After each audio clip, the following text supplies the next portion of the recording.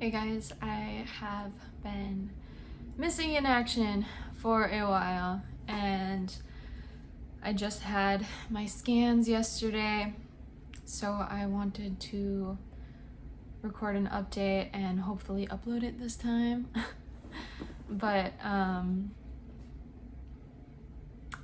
yeah, I don't even know the last thing I've shared. I think it's been over a year. But I had cryoablation done to both of my lungs, the tumors in my lungs, in 2020, December of 2024, January of 2025. And then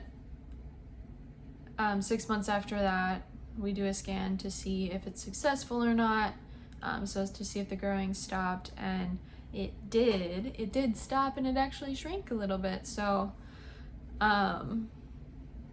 that's great, yeah.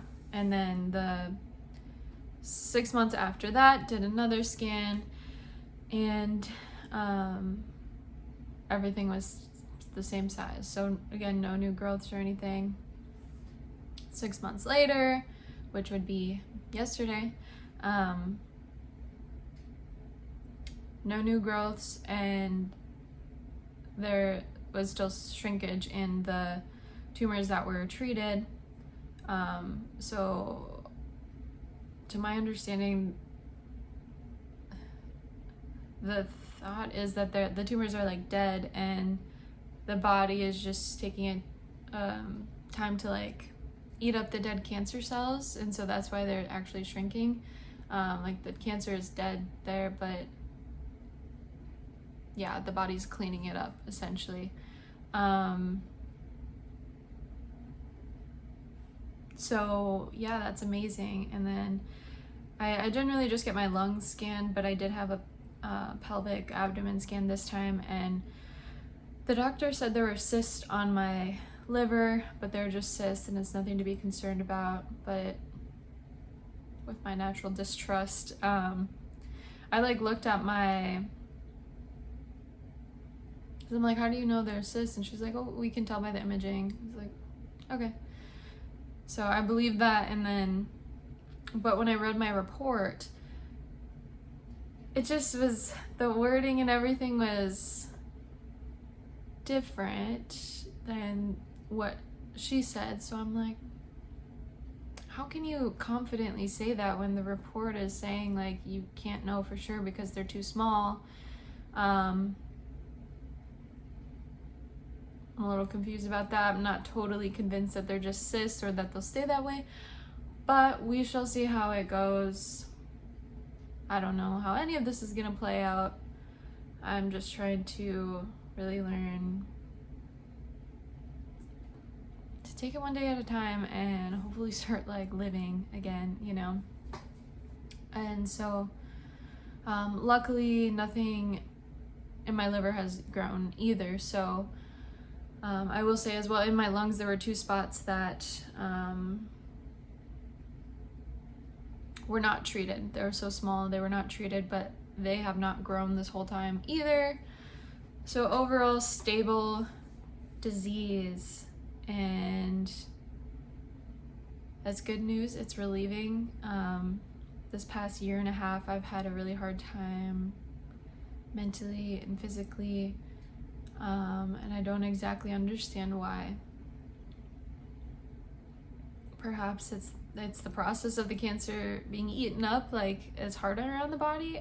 I don't know. No one gives me any explanations, and my oncologist says that the cancer where it's at right now should not explain why I'm feeling the way I am. So getting my scan and knowing that I'm not dying is pretty relieving, and so really I'm just gonna try to focus on living life. It's having cancer has sort of dimmed my free spiritness and my confidence in life, and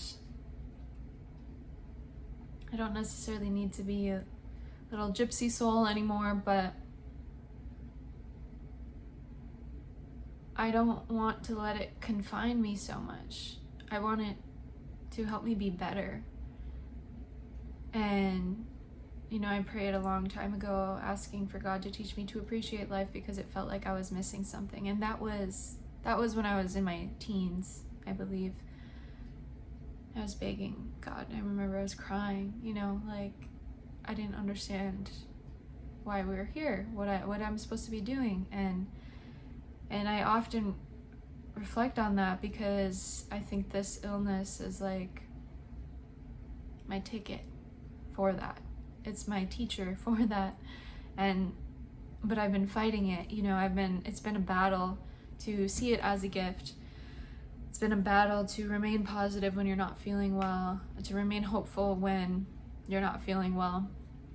And so, yeah, I'm beginning my battle, not just with like trying to fight the cancer, because it's really not about that anymore. And I can go into that in a different video. But I'm starting the battle with myself. You know, stop. In a sense, I'm battling that part of me that resists loving life and finding the joy in life and being appreciative no matter what. I'm fighting the more negative side of me, or perhaps I have to love that side of me. I don't know how it's gonna go or play out. I just feel a lot more motivated to, like, you know what, like God has given me so much time when I have had so many periods where I was convinced that I was dying and that the end was in sight, and just to be like proved wrong. And then I go through a period where I'm feeling better and motivated and all this stuff. Like, the thing is, I thought I was gonna die so long ago, and I haven't. I was diagnosed with cancer nearly 10 years ago. And I've had it for longer than that, you know? And I'm still here. I'm still around. I still have a chance to learn to appreciate life. I still have a chance to fall in love with God deeper and to have my eyes be open to the beauty that's around me. And I have a blessing, like such a blessing of an illness, because you know how hard it is to be appreciative and happy and remain positive, or at least hopeful, when you are facing something that seems so dark. For me, it's hard. I have an inclination towards like depression and anxiety and worry and all that. So for me, it's very, very hard. But this could also be the very same thing that teaches me to learn to live and love and appreciate on a profound level that I may have not been able to experience without this illness. So that's essentially my goal, my focus, and my little health update for you guys. And I am hoping more videos will be made in the future. So I guess we will see, but this is where I'm starting again and what I have to share for now. And that's about it. So I thank you for watching, and if you're dealing with cancer,